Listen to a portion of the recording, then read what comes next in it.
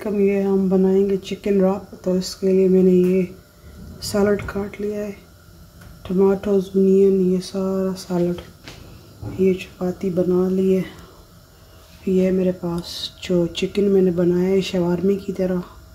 तो अब सबसे पहले इस पे चिकन डालेंगे। सबसे पहले डालेंगे chicken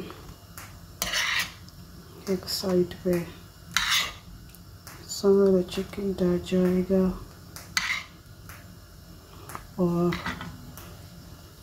on this side we're gonna put some salad.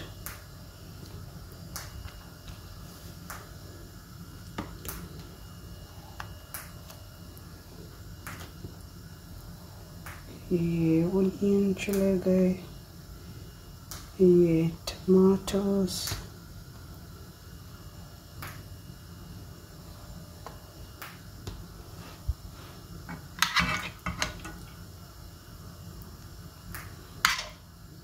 चले गए।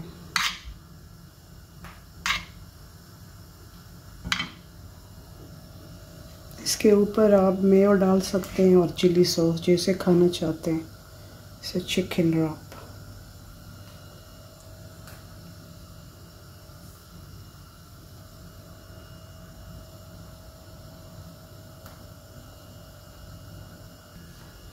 डालेंगे थोड़ा सा मेयो इसके ऊपर।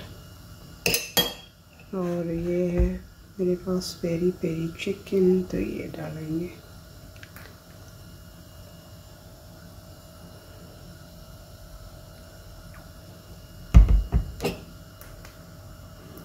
This is made now.